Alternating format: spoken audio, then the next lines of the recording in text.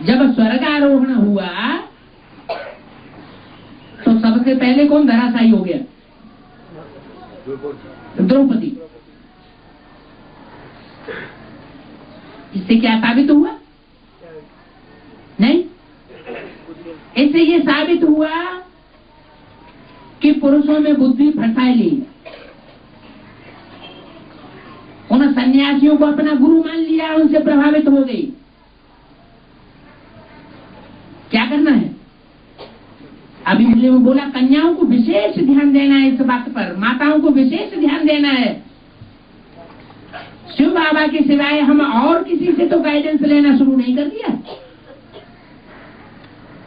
और किसी को गाइड तो नहीं बना दिया। बाबा ने पहले ही इशारा दिया था, सचेत कर दिया था, इस यज्ञ में गड़बड़ पड़ेगी अगर पांडव गाइड बनेंगे कन्याओं माताओं की। पांडवों को क्या बनकर रहना है?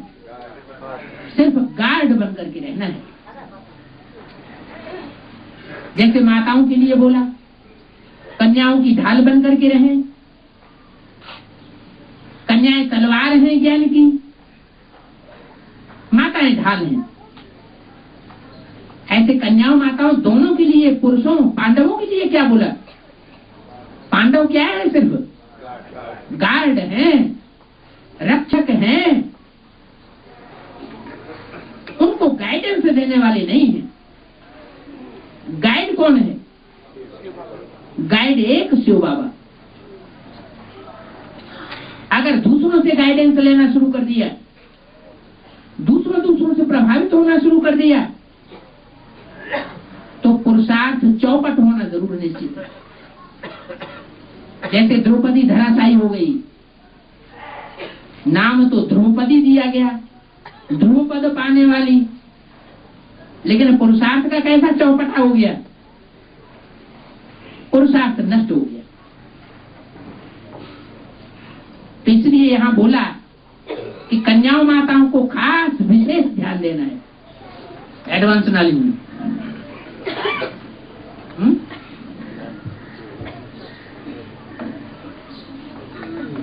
कोई माताएं कन्याएं होती हैं, किसी भाई से प्रभावित हो जाती हैं ज्ञान से सेवा से, तो कहते हैं आप समझाओ।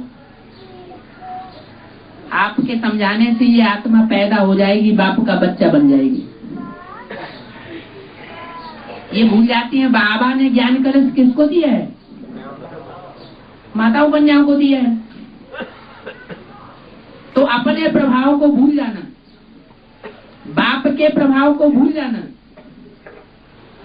और मनुष्य गुरुओं को निमित्त बनाई दिया, तो पुत्रवान भव हो जाएंगे। श्रेष्ठ पुत्र का जन्म होगा। क्या करना चाहिए? क्या करना चाहिए? हाँ, वो स्वयं हिम्मत करें उन्हें समझाने की। जितना हो सके भाई लोग खुद आगे न बढ़े समझने समझाने के लिए। माताओं कन्याओं को भी ये ध्यान रखना चाहिए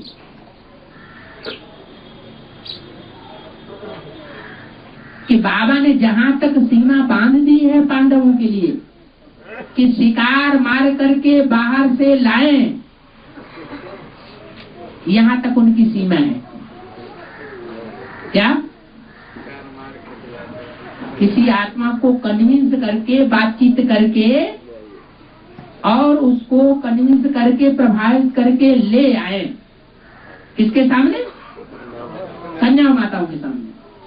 बाकी उसे पकाना, खिलाना, ये सब किसका काम? ये सब कन्या माताओं का काम। लेकिन होता क्या है? होता फिर उल्टा है। जो संदेश देना बाहर की दुनिया में जाकर के पांडवों का काम है, तो पांडव क्या करते हैं? कन्या माताओं को साथ में ले जाएंगे प्रभाव दिखाने के लिए। तो उल्टा हुआ और सीधा हुआ। ये तो और उल्टा कर रहे हैं। इससे देहवान वाली संतान पैदा होगी या आत्माभिमानी संतान पैदा होगी? विशेष ब्राह्मण पैदा होगा या पुष्कर वो सारस्वत पैदा होगा?